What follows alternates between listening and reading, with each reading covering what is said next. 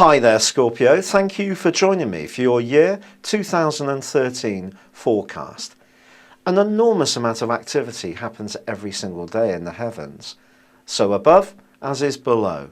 But to really give you a meaningful overview of what's going to be happening, I want to keep this fairly clear and in a way quite simple.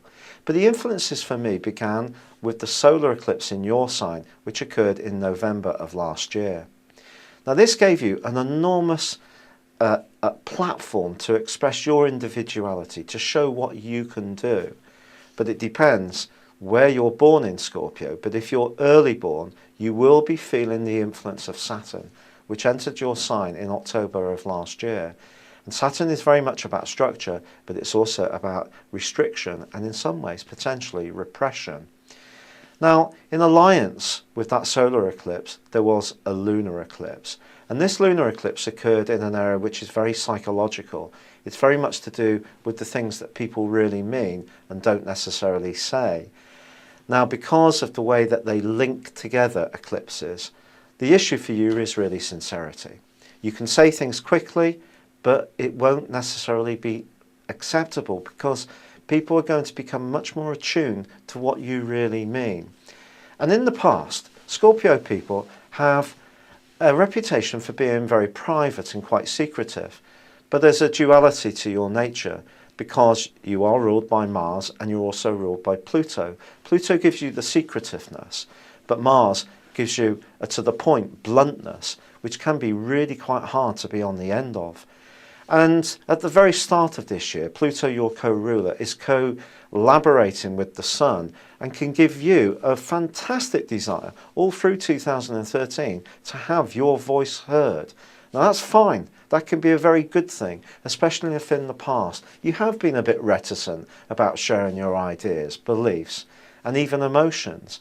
But you have to be conscious that other people have a right to an opinion as well. And in January particularly, there's a lot of intensity as Pluto goes alongside Mercury, then it goes alongside also Venus. You need to choose your words carefully. You need to understand your motives, the motives of other people. Words always disguise truer, deeper feelings. However, there's also a collection of other planets at the start of this year in your solar return. One of them is Mars, your co-ruler, and that's forging a link with Uranus and also with Jupiter. The suggestion is an idea that you've had could see you start a small home-based business which could turn out to do incredibly well this year. But you have to have the courage and the belief in it to go and tell people about it and to stick at it. And I do feel embracing technology can help you to get to where you want to all the quicker. But there is, in January, also a clash between Saturn and Mars. And this suggests that something you want, and you want it now because it's very much Mars energy, may not necessarily dovetail with the needs or expectations of someone quite close to you, and this could lead to a big standoff. But as Venus goes alongside Pluto later in January, there is an opportunity to talk things through. Later that month, you may find yourself more reflective, picking over the details of the things that have happened in the recent past, or even much, much further back into your life as you understand the foundation stones, mother's little messages which shaped you at the outset of your life into the person you are. But are some of those messages still appropriate now? Are you still running attitudes that really need to make way for a fresher, more vibrant and relevant approach?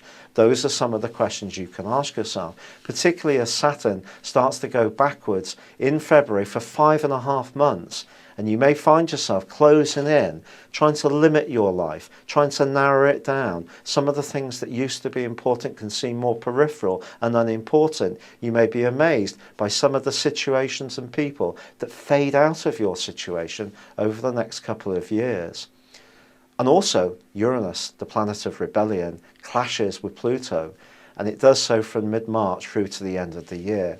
This is not easy, I have to be really honest with you, and it could create an enormous amount of nervous tension and energy, and stress could be a real factor in the last 9 months of this year.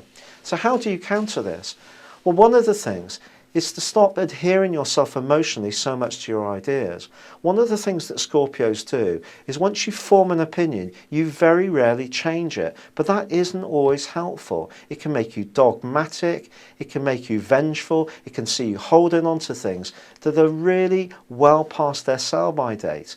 So if you can evolve more, be more flexible, understand that things are fluid, that things aren't quite as set in stone as you sometimes would like, you will deal with the clash with Uranus and Pluto much more easily. And a wonderful thing happens for you in June when Jupiter, the planet of expansion, arrives in the most bubbly, wonderful, expansive part of your scope. So it could be you're going to travel, learn new skills, higher education, can all be wonderful features of the last half of 2013. Now this takes us right round to the lunar eclipse, which occurs in the middle of October. So we're shaping up for the pair that influenced the last part of 2013. This is in Aries, so in your 6th solar house, and it's going to be combining with the solar eclipse in your sign. If you get too hung up on wanting to do your own thing, and this goes against your obligations and your spirit of giving to other people, it's going to cause you some problems, because Saturn's going to be bang alongside the solar eclipse in your sign towards the end of this year. So I do feel you're going to find a lot of things may be changing in the landscape of your life, but the most important thing is to stop holding your ideas as being who you are. Learn to flow more, to be more evolving, to listen more to other people. That's the basic framework for you for this year. Thank you for joining me. Good luck and goodbye for now.